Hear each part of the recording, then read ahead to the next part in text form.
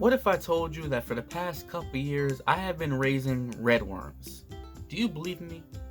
Do I look like the type of guy that would raise redworms?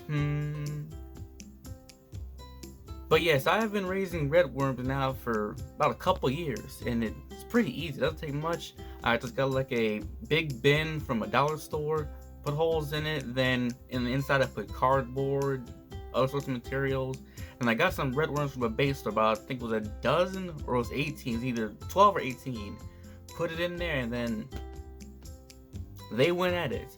Every now and then I'll add like some vegetable scraps or old fruit that's expired because they would eat that and make compost with it, because I hear worms also make really good compost. I've never used any of their feces for compost, but it would be nice to try it sometime. It would be. So yes, I figured why not show my worm bin. I was also gonna put in some old, well, not really old, it's some asparagus scraps I had from asparagus I'm cooking at this moment, and figured why not throw that in there and show my worm bin around. Also, I have an idea for a video idea with this too. See, I have this old microscope. Well, not really old, though. It's old, it just hasn't been used much. Had it since I was a child, and I somewhat used it, but not too much. And I figured, why not use that? Why not make videos with it? Some fun projects I can think of using that for. So I thought maybe another video I could take like one of the worms or one of their eggs and like look at it under there. Some ideas I had in my mind. I thought it'd be pretty fun. So without further ado, let's look at my worm bin. Go ahead and open this up. So I threw some cardboard just on top here. The other day I put some old mushrooms that I had sitting in the refrigerator in here too. It was expired. It's fine. Just I've thrown in some crazy expired stuff in here. Throw it in there, like bury it. Don't smell it. Next thing you know, that thing is completely gone. I think I had like a old green tomato. It was a mess. I put it in there, buried it. Like a month later, there was like no trace of it. So on this cardboard is a lot of, lots of the redworms right there on the surface. This is all basically compost, or I guess you can consider this worm feces. It doesn't really smell. If you hold up to your nose, there isn't much odor to it. It's kind of like an earthy smell if you hold it right up to your nose. I actually did this for getting more bait, basically raising my own bait. I figured why not have some redworms and use it as bait for when I go fishing. I never really use it. I haven't really used it that much for that purpose, because at first I only had like 12 or 18 of them, and I kind of wanted to, get my stock up, have a bunch of them raised, so if I start using them, it's not like I use my whole supply. I mean, there's probably many redworms in there. They've had a couple years to breed. I have been thinking of getting another case of redworms and putting it in there, because like I said, this started off from like 12 or 18. There's who knows how many redworms in there now, and I figured maybe it'd be good for the gene pool to add in some fresh ones. But yes, this is compost I just haven't really taken out. This is just made of a bunch of stuff I put in there over the times. Cardboard, banana peels, some sorts of fruits or vegetables, plenty of stuff for them to degrade and eat up. If you look in here, you probably still see some of the mushrooms I put in there. Yeah, there's still some in there. There'll likely be so many of them on it. Remember I had once a banana peel in here? I had dug it just to see what it looked like, and there was so many worms on it. You can even, if you look close, you can even see some of the tiny little baby worms too. So I do have the asparagus pieces from the ones I just kind of cut the tips off of them, the more rougher tips, the ones that's kind of tough to chew and everything. I figured why not give it to them. Let me dig a bit more in here around where the mushrooms are, or maybe I'll come right around in here.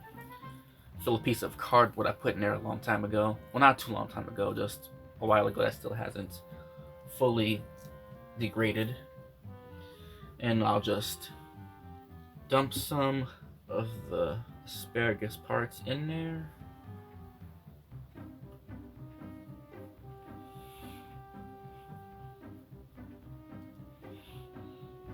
Okay, and I cover it up, and I have no issue with smell or any other pests coming in here or anything. A little small one right there. I've seen them a lot more smaller, like really, really tiny. There's another big fella right there. I doubt that any of the original ones I had are still alive. They probably all died out eventually. I'm not sure if they really lived that long. It's been, like I said, a couple years since I've had this thing running. Alright, so now that I have all the asparagus covered up, let me see if I can find one of their eggs. It's a small little spear. Let me see if I can, it's like a little yellowish color. Yellow, amberish color. Let me see if I can find one. Actually, you can really see they're really enjoying this cardboard too. Like, pull it back, you see a lot of them all buried within it.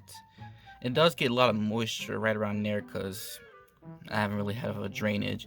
This is the part that's a lot less moist. This little mound I made the last time I was in here. Kind of figured I'd make that and have this little separate part right here. And there's lots of them in this, and they are really digging into this cardboard. There's all over this cardboard. They're getting right up inside of it. They really seem to like it. Alright, here we go. Found a egg right here. Let's see if I can get the focus. That little dark yellow or light brown colored spear, that right there is an egg. I'm not sure how soon it's gonna hatch. And maybe that's the one I'll try. Maybe I'll keep this in the spot that I can see it. Maybe set it right up on top there. And I come back to that. Maybe we can look at that closer under a microscope. See what comes up. Set that right there. That's one of their eggs. I'm not positive how many are in the egg. I think I may have heard around 3, but that's something I'd have to research more into, like how many worms per egg. Just sitting right over there in this little moist puddle right there. So yeah, there goes my little project I had there for a couple years now that was supposed to be for bait, and I haven't used it for bait yet. Although I have been interested in using it for like some gardening of some sorts. Maybe actually do a video of that, like planting something with it. I have to do some more research on how to properly use the compost, since I'm not sure if you use all of it, like all of it in one thing, like take a clump of it, then put it in, then put the plants. I'm not positive that that's how you use fertilizer. I think fertilizer, you take some sort of regular dirt and then mix it. I'm not positive. I have to research in it, learn more about that, and try putting it together. And there goes a way to use this compost that I've been having for a while now. That should be some good fertilizer. I do hear that worm compost is one of the best fertilizers that you could use for planting, so there's that. Hope you have enjoyed it. Hopefully you have, and perhaps we'll get that egg, maybe a small one, and look at that closely under this microscope that I have. And so, hope you have enjoyed the video. Thanks for watching, and